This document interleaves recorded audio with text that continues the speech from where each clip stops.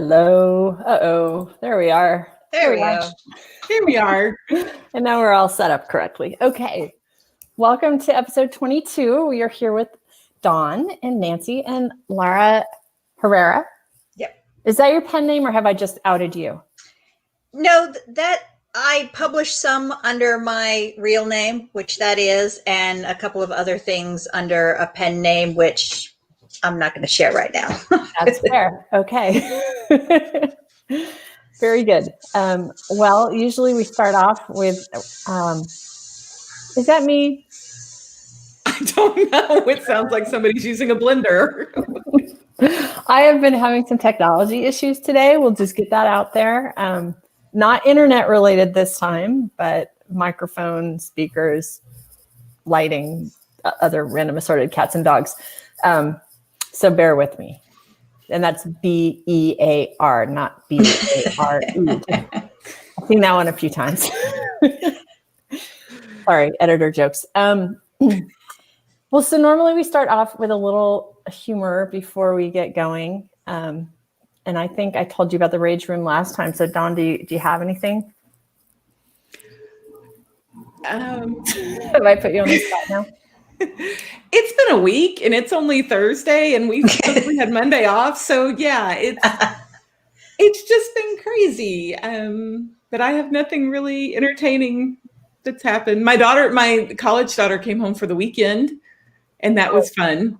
And evidently you don't ever sleep in college because all she did was sleep like she was like an 8-year-old house cat the whole weekend. So wow. Okay. Yeah. You got to see her prone form, like a lump in the bed. Oh, it's I got to have her home. It really was like having a cat because I got to go knock on the door and open it real slowly and bribe her out with food and. So, all right. That's been our excitement. Well, that's exciting though. That's the first time she's come home, right? She came home one other time because she had to pick some stuff up. So now what was fun is I'll just tell a story about her.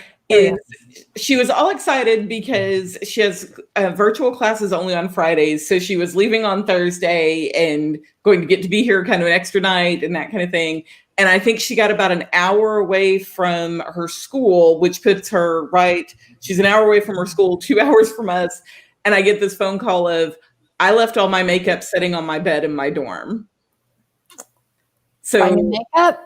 No. Yeah, she had, and then she got here and it wasn't just that she had left her makeup, like she didn't have a hairbrush, she didn't have a toothbrush, she didn't have deodorant. I was like, did you just walk out of the door? Did you? Well, does she have a second set now? She does, yeah, because, Well, there you go. Now she never has to pack it again because it'll always be at home.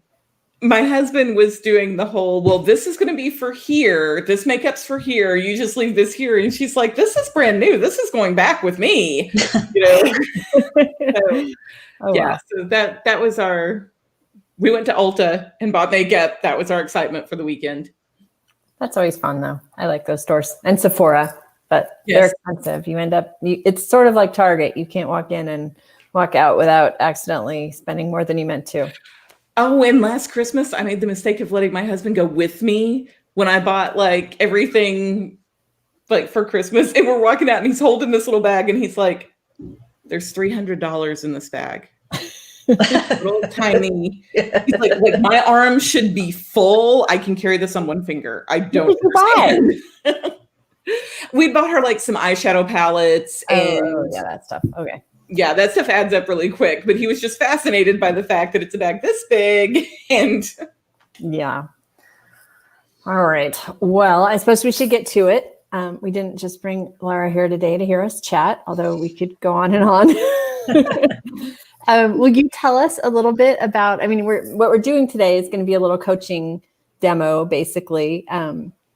Lara has sent us one chapter of a romantic comedy that she's working on. And she's in, I think you can tell us, but in the early writing stages. So it's not a finished book at this point. No. Tell us kind of who you are, what you're doing, what we're looking at, that kind of stuff. I'm Laura. I was literally named after the character in Dr. Zhivago. Ah. I've been dabbling with writing pretty much my entire life. So let's say 40 years. And I've just gotten serious about writing in probably the last 3 or 4 years. I've zeroed in on romance because I like the characters. I like strong characters. Dialogue is one of the easiest things for me. So I'm not going to try mystery or science fiction or anything like that. I just want to focus on the characters. Okay.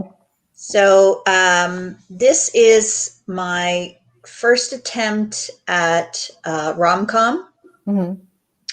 Other people have said that when I'm writing, my dialogue is witty and they're funny situations, but I wanted to do something that was really like 27 Dresses, kind of rom-com, or The Tourist Attraction, kind of definitely romance and comedy mixed together, not just a funny scene here and there.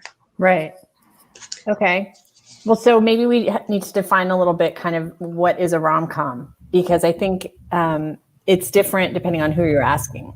Yeah. And unfortunately, you just named 2 movies I've never seen. Oh, well, The Tourist Attraction is a book. Okay. By Sarah Morgenthaler. Okay. I'll have to read it. Haven't. Okay. Yeah. 27 Dresses is Heigl.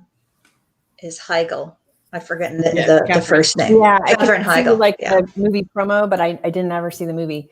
Did you see The Proposal with yes, Sandra Bullock? Sandra Bullock. Yeah. Ryan Okay. Reynolds. Because that Yeah. one gets held up a lot as like a classic romantic comedy. If we're going to look at movies specifically, which is always easier. I think though, now your initial question was, does rom-com have to have slapstick humor? Right. And I think that in the case of that movie, it does. I think Sandra Bullock does some sort of, what do they call them? Pratfalls? Yeah. Is that what they call that? Like it kind of, ridiculous, clumsy, jokey stuff, a la Will Ferrell kind of. So that maybe isn't the best example to prove my point, but I would answer your question with no. Rom-com does not have to be slapstick. I think it runs a spectrum like anything else. So what I found looking into the first chapter that you sent us was that you do have a witty voice. And there is something very wry and intelligent about the humor that is portrayed in this first chapter. But I think if you tried to do slapstick, it would probably not come off super well, because that doesn't seem, at least in this example, that is not your voice to me. Right. Does that feel? Yes, and I agree with that completely. Okay. Yeah. For me, when I think classic rom-coms, I'm thinking Spencer Tracy and Katharine Hepburn, where it was more subtle comedy. It was like a battle of wits. It was more highbrow. Yeah, I like it when a little intelligence is needed to sort of get why it's funny. That's my brand of what I like to read, at least, of rom-com. Yeah. Well, and I think there's a difference between, if you're talking about rom-com movies like 50 First Dates, or like in The Proposal, where they run into each other and he doesn't have any clothes on, or in 50 First Dates, you have Adam Sandler who's constantly setting up all of these weird situations for him to get to run into her again.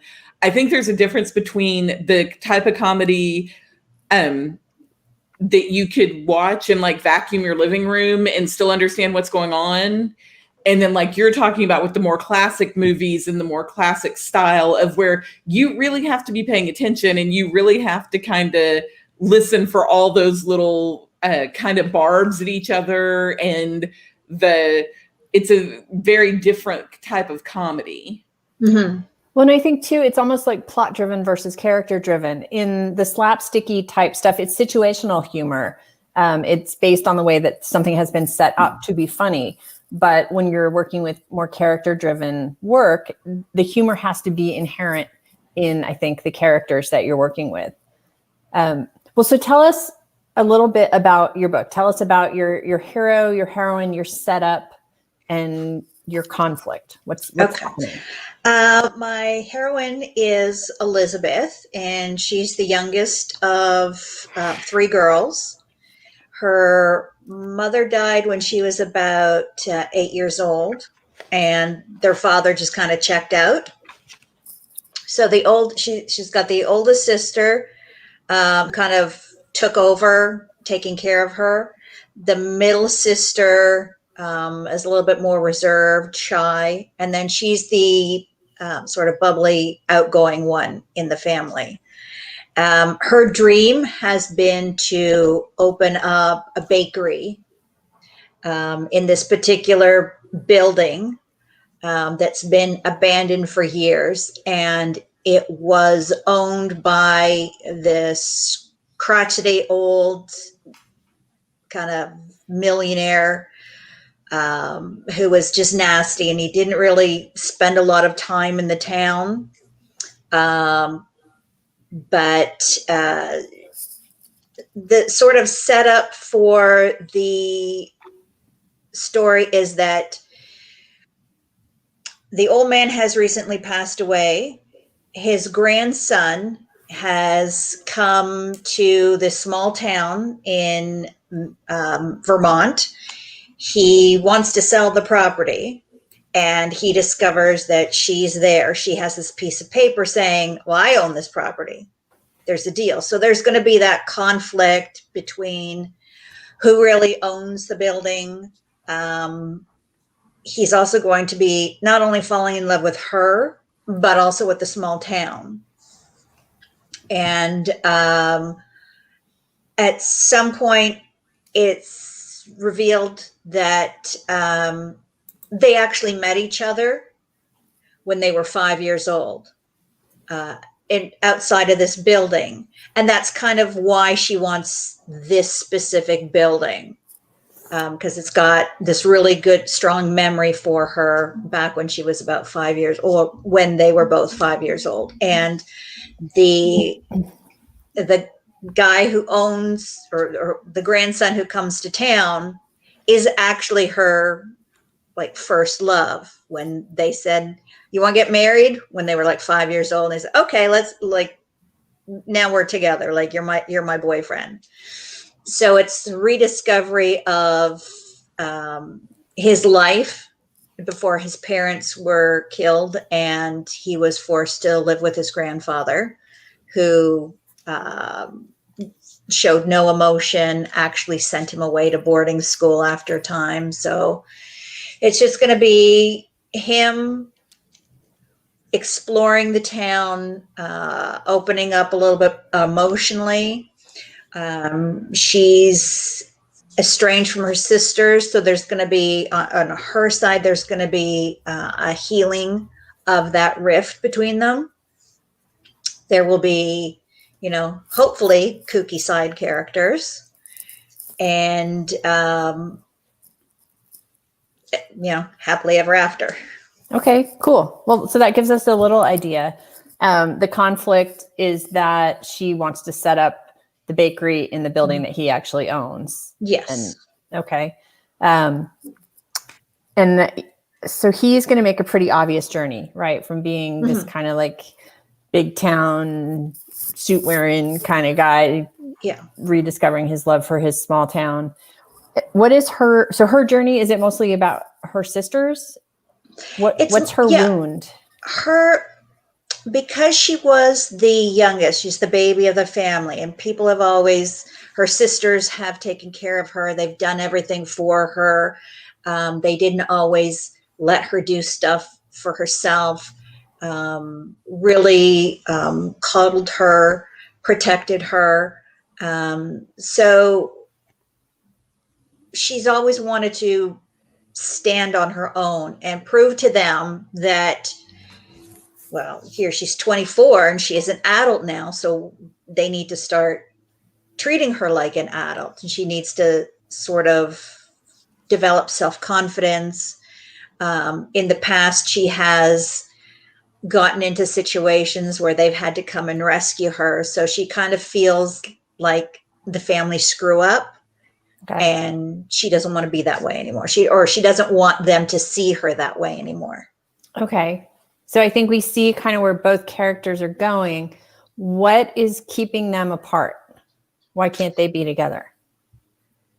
I think, and this is where I'm struggling a little bit, is I think it's mostly like the different, I don't want to say class, but they do come from sort of different worlds.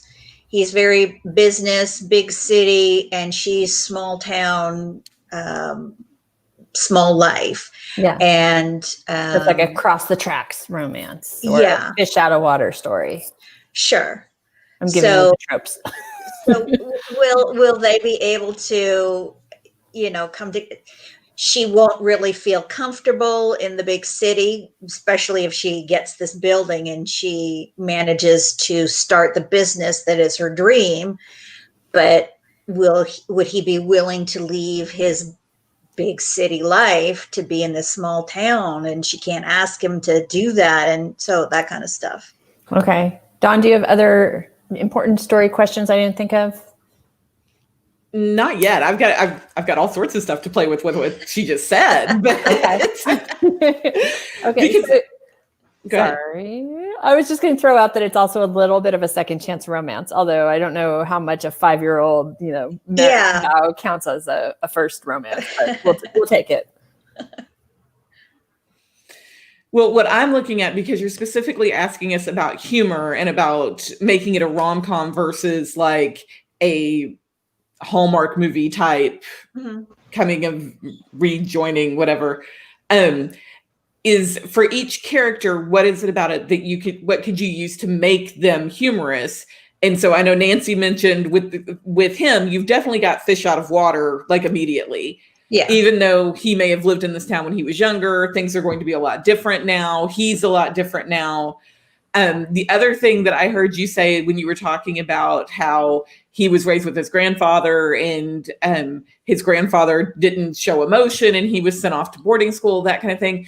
That type of character also lends himself to using humor as a defense mechanism. Mm-hmm. And so you've got more opportunity for him to be kind of sarcastic or for him to play something off as a joke rather than taking it seriously just as a protection mechanism. Right. So, and then go ahead. Well, and with her, I don't know, you have to be careful with an ingenue character, especially one who is the youngest of 3 sisters. You don't want her, and I don't think you're headed this way based on what we read, but you don't want her to be just dumb, No, yeah. The klutzy thing, I think, is over. And readers at this point, I think, are looking for a heroine like them. So I'm trying to think what makes her, what's her funny angle. And to be honest with you, I write rom-com and I don't necessarily sit down and think to myself, well, what is going to make my hero funny? And what's going to make my heroine funny? For me, it's a lot more in the interaction. And I think what you said about kooky side characters is critical. For instance, in this excerpt that you gave us, there's a sheriff and his name is Curtis, which for some reason is funny to me. And I wanted him to be like a silly, crazy, small town, funny character, but he's kind of a straight man here. So I feel like that's a bit of a missed opportunity, but maybe you have other side characters planned. Okay, so I've got opinions about Curtis. So let me just talk about Curtis for a minute. First of all, there's nothing wrong with the name Curtis, but of course not. So I knew a Curtis when I was in elementary school. That's all, and he had like really crazy, like blonde curly hair. So that is what I think of. I don't know why. Well, and so that's a good point right there too. Is that you've got to think about what your readers are bringing to this as well. But my thing about Curtis is when he shows up, and not giving away anything of your story, but when he shows up, I didn't know if he was there because he's going to be a rival love interest for her. Okay. because he offers to help her with some things and he's kind of protective of her.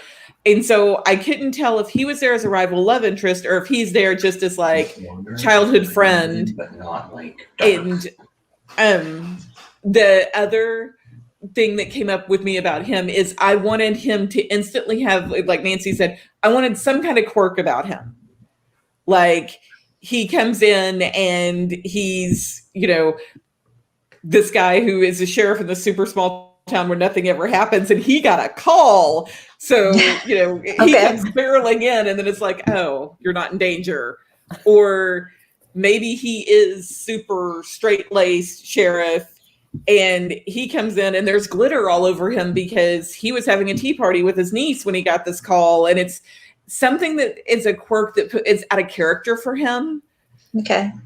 And that gives the reader something to latch on to about, okay, so what is his personality? Are we supposed to like him or not like him? Because I know that you had some things sprinkled in there about how she's known him since they were very little and that kind of thing. And I know several people I've known since I was very little that I don't find them entertaining at all. So something that shows, they don't watch this, it's fine. But something that would show how they connect. Okay. Something that shows like she thinks he's crazy because he's constantly waiting for, you know, a bank robber to show up in their super small town, or he's lovable and adorable and good with kids, or something to build up that character for the reader. And you can do that with some little details pretty quick. So, and that also you could play off of if this sheriff comes barreling in and he's covered in glitter and you've got this guy who's from a big city going, what do you people do in your spare time? You know, so that is where you could bring in some of the humor there too. Okay. Okay. Yeah. Another thing is like he just kind of their meet cute, which I like. I like the setup. Especially because it lends itself so well to the big conflict with the building. But he walks into her space and it's dark and it's night and she's alone and the street is dark, we've been told, and this building is abandoned and she's in there by herself and this big burly man walks in. And her first thoughts are mostly about that he's attractive. And then she kind of explains how nothing happens in this town and how 16 people have already seen him coming. And so she's not that scared, but she's got to be a little bit scared. So I would just argue that maybe that comes before the mind. He's attractive. Coming from a mystery thriller background, that's exactly what's going to set him up to be a serial killer. Is she doesn't know him, and she points out several times, I don't know you, I'm from here, you know. And so, but that's also a place where you could work in some humor and you could see some more of her personality of this guy comes in and all she's got is a broom, and so she's thinking like, am I going to joust with him, you know, and things like or you know, she could say, I'm not worried. I can take care of myself. I've got a weapon. And they both look at her holding the broom. And right. Yes. Exactly. There's no way that broom is going to fend off. Right. A deterrent. And he could even be like, what are you going to do? Sweep me? Or, you know, like they could have some banter. And that's she a serious could be having brush off you've got going. Yes. Yeah. Yes. There you go.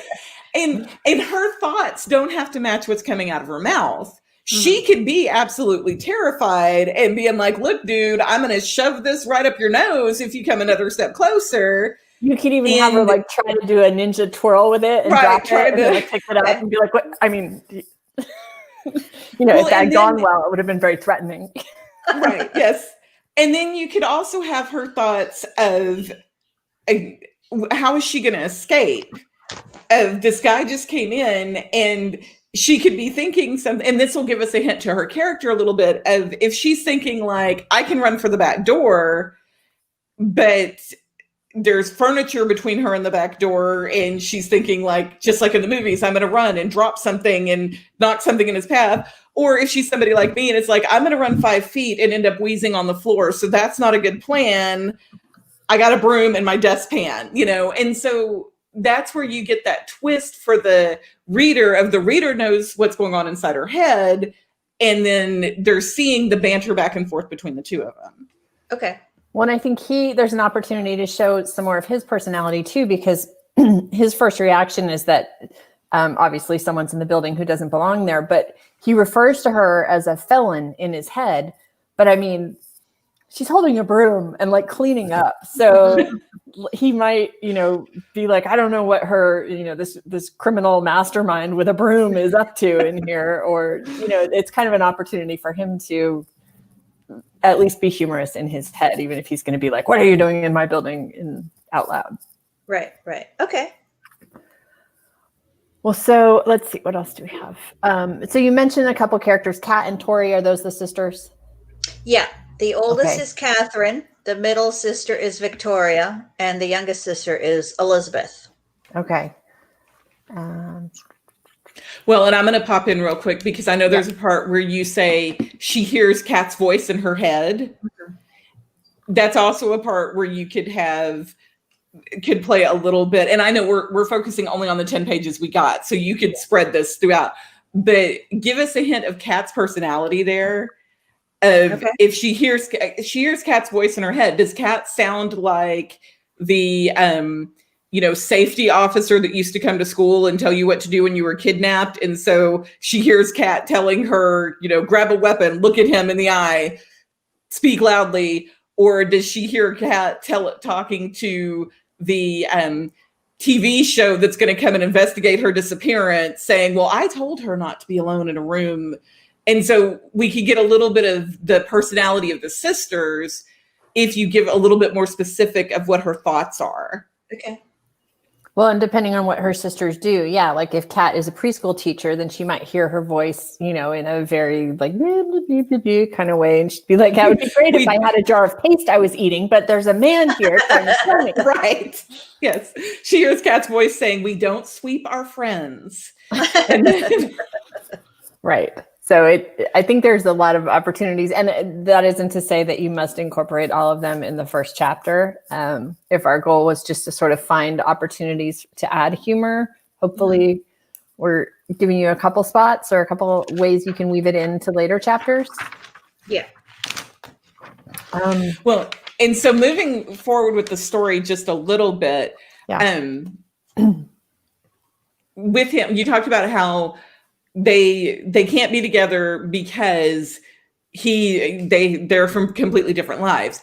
So are you going to have him constantly thinking of, I have to get back to, and I'm sorry, I don't remember if it said what big city he's from, but I have to get back to big city because I have to get back to this life. I know that you open it with him having a conversation with his assistant. Mm-hmm. That's another character that could pop up throughout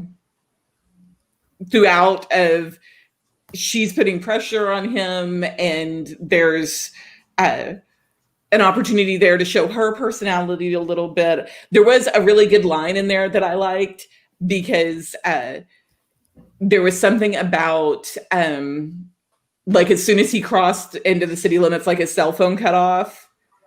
And there was a line in there that said something about, somebody might take that as an omen, but he just took it as him and his assistant didn't bother with courtesies. And I thought that was funny. So, she's somebody else that you could bring in as one to continually show your conflict of he's going to have to decide between his two lives, but also as a complete contrast to the people he's dealing with on an everyday basis.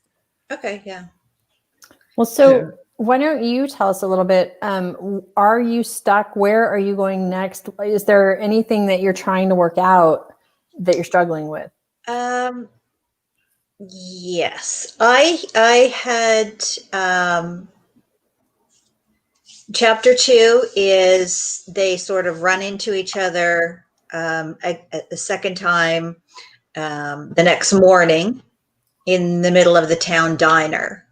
So there's this moment where they're surrounded by townspeople who are kind of like getting an unexpected show with their breakfast meal.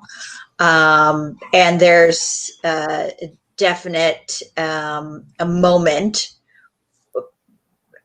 I wasn't sure if it was too soon to introduce some sexual tension, but that basically what happens. She ends up handing him a cookie because she's a baker and she's supplying for the diner desserts. And instead of just taking the cookie, he like takes her hand and eats it from her hand, and sparks fly and all that kind of stuff. And then there's Curtis is there again, everybody's favorite sheriff, and he announces that it's not an easy matter of taking this before a judge to figure out who owns the building. He announces that the judge is actually away on vacation and will be for a couple of weeks. So sit back and get used to being in town for the next little while. So that sort of builds his reason for staying. Yes. And then I jumped ahead to, in chapter 3, I jumped ahead and there is another scene between them at an animal shelter. And I realized that was too far ahead. I had to go back in, and he has a conversation again with his assistant to update her that he's not staying this week. He's got to extend things. She's going to have to rearrange his schedule. They're going to have to figure out a way of him working remotely. And then I realized I've got to have a conversation between her and her sisters, who kind of show up right at the end of the diner scene. And then after that, I have no idea. I know he has to fall. They have to fall in love, and they're going to spend time together. But when he's falling in love with the town as well, I'm not exactly sure what that looks like. Yeah, well, that's going to be introducing lots of the side characters. Are you looking at a series, or is this a standalone? Ideally, this would be a trilogy, so that each of the sisters has her own book. Okay. Well, so I would keep it real close to her, because it is a romance. And so you don't want a whole lot of action that doesn't involve advancing that plot. And in order to do that, you might have him stumble into her sister's businesses, or bump into one of them on the street, or have one of them seek him out to read him the riot act about being a dick to her sister or something. Right. And that could even pose a little conflict, where then she could find out that her sister went and did this and is still fighting her battles for her and won't let her be a grown up. And, I've got this kind of, and if she is estranged from her sisters, then would she be having a conversation with them at the diner? I was thinking about, well, they show up at the diner and he's still holding her hand and eating the cookie, or he's holding her wrist and eating the cookie from her hand. And the oldest sister is suddenly there and says, "Get your hands off my sister. And, you can't throw your weight around here." So she's right in the middle again. And I was worried that if I don't address that, if I don't continue the sisters trying to take over, that I haven't quite set up their dynamic properly. Well, and so bear with me. This is just a possibility. You could have her see her sisters coming in, and because she knows that they're going to fight her battles for her, she could either morph the situation to make it seem like there's not a conflict. Everything's fine. This is exactly what I wanted. Maybe she kisses him, or she pulls him over to a corner or rips her hand out of his and makes it clear that she doesn't want those ladies over there to see what's going on, but maybe doesn't interact with them if they're supposed to be not speaking. I think it's the dynamic you're setting up. I think it's going to make more sense for the story if they are speaking. It'll be easier. She's constantly having to fight against them, fighting the battles for them. Yeah. And so The grabbing her hand and eating the cookie thing, that would not work well for me. Okay. Because in my opinion, that doesn't pass the best friend test. And my best friend test is if you were telling your best friend that a guy did this to you, would it be good or would it be bad? Okay. And so if I'm telling my best friend while I'm passing out cookies at the diner, this guy who's brand new in town that I have no relationship with grabbed my wrist and forced me to feed him a cookie, that would not go over well because they haven't set up any kind of relationship. That's something that would be awesome later. Okay. But in that moment, it kind of goes with some of the thoughts that she was having in the first chapter. It doesn't fit the situation quite yet. Okay. And so I think if you set up something like, and this would be a little bit slapsticky actually, but if that's my new word, slapsticky. If you set up something where it looks worse than it is, so maybe he's sitting there, on his phone or whatever, trying to save his business, and she comes over with the cookies and knocks over his coffee, and she's bent over, and it looks like she's been over like towards his lap, and then here comes her sister being like, what is going on here? You've got something that can play off there of a little bit of a misunderstanding. Well, and I like the sisters blaming her rather than him too. Like, right.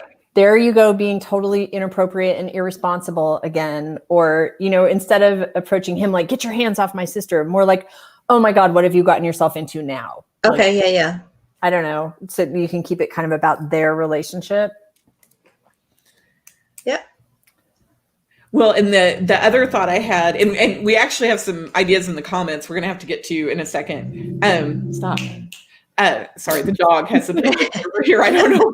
Your dog is not like your hero. oh dear. The other thought I had is, your opinions don't matter, baby. Sorry. Is with the idea of why he has to stay in town. I think there might be something else that would create a stronger conflict there, because the judge being gone doesn't make him have to stay there. He just has to come back when the hearing is.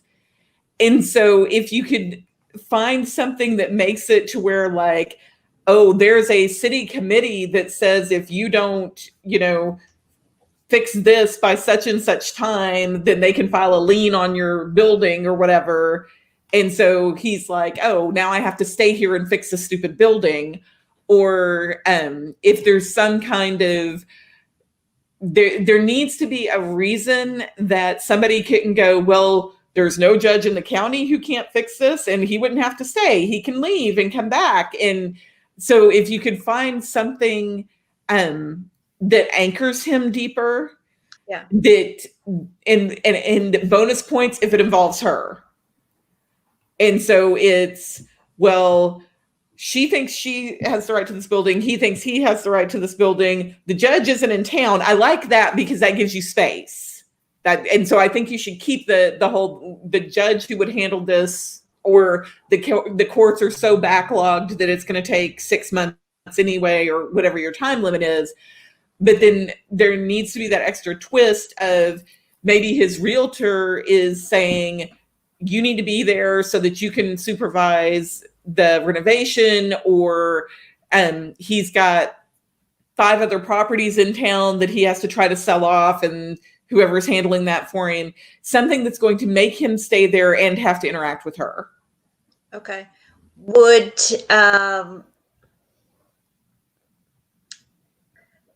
when you said that he needs a deeper reason, if it was something like he says, okay, I'll come back when the judge is back from vacation, and she makes a comment like, sure, it's okay with me if you're not here, and then drops in like possession is 9/10 of the law, and then he's like, well, now I'm not like, right. Like, oh, hell no, I'm not going anywhere. Yeah. Yeah. And so then if he's like, well, I'm just going to go get me a sleeping bag and sleep on the floor of this building. And she's like, well, I'm going to go get an airbag. And Didn't his grandfather just die? Like, doesn't he have a whole estate that he has to settle? Yeah, that's kind of vague. I had it that originally he had a number of properties in this small town, and then I thought, well, maybe he doesn't have anything other than like a house. He's coming into town right now, he just happens to notice this building that he is pretty sure belonged to his grandfather. So why was he coming to town? He wants to get rid of. So when his parents died, when Preston's parents died, they had this building and a home that they were living in. When they died, it became the property of the grandfather. And he didn't do anything with them just because he's spiteful, old meanie. So now the grandfather has died. So Preston gets these two buildings and he's coming to offload them. As far as he knows, he doesn't have any emotional attachment to these buildings. Okay. He's just been told you own a house and you own a commercial building. So I would state that kind of clearly up front, that is why he's in town. He's just coming to get rid of this stuff. He's not going to stay, doesn't care about this place. You've built some of that in, but give us the real, like I'm just here for the night or tomorrow. Like I'm going to take care of all this and get back to my regular life. This is not. And I would even just maybe caution you not to make the grandpa just a bad guy to be a bad guy, but maybe you could weave in some kind of sentimental reason why he is the bad guy. And maybe Preston can discover that at some point and it can warm his own heart a little bit. And if he's an emotionless guy, maybe he can understand why he was raised that way and help him break out of it a little bit. Okay. Good idea. I had thought about how the grandfather hadn't approved of his daughter-in-law. Mm-hmm. And so then when, the daughter-in-law and his son die, he was just sort of almost blaming her, but he's really upset that his only child and his son is now gone. And he's never been really emotional to begin with. And I kind of toyed with the idea of having him look after Preston for a year, but really not knowing what to do with a grief-ridden 5-year-old or a 6-year-old. So that's why eventually he sends Preston off to boarding school. Yeah, I think that would work actually. Okay. Give him a couple memories of his grandfather and maybe even a good one that doesn't make any sense because he just knows that he's this mean old man, but he has this weird memory of him I don't know, holding him on his lap and reading him a story or something that just doesn't fit with everything else so that he doesn't. I just never like a monster for the sake of a monster. I think you've got a good idea motivation why he would be that way. I think losing your only child could do that to you for sure. Okay. So do we want to look at the comments real quick? Because you have some Christy has been busy. Yes, Christy is supporting us here. Christy said that the scary moment could be fun, and that's true. Yes. Julie says that meet cute is another topic I could use clarification on. We could have a lot of fun doing a meet cute. Oh, we could do a whole meet cute show. We'll do a whole meet cute show, Julie. I'm writing it down. Christy says, what if she is a black belt and the broom is a weapon? that would be an interesting twist because he's standing back there looking at her thinking of how cute and adorable and teeny and unprotected she is. And maybe she could just, whip him into a spot on the tile with that broom if she wanted to. She also says that he should be on his cell phone doing business all the time, has no life. Julie said creepy. I think that was when we were talking about the cookie. About the cookie, okay. Mm-hmm. And then Christy said on, I'm assuming on why he's staying in town, that taking care of family business because of a death in the family can take time. So I think what Nancy was just saying is if you have it where, okay, there's a house and there's a building in this town, and it gives a little bit of a hint to his character, because you can sell a house without ever going there. If you inherit it, it can be done. I know that for a fact. But so like the fact that he wants to go there and he's telling himself, oh, I'm just going there to like inventory what's there. I got to make sure I know, that kind of thing. And so I think it shows something about his character, that he is interested in his grandfather, and he is interested in seeing, like, finding out something about his life. And so if you have him, and I love your idea of, she's like, okay, no, go ahead and go. That's fine. Possession's 9/10 of the law. That's fine. I'll have it all cleaned up by the time you get back. Don't worry about it a bit.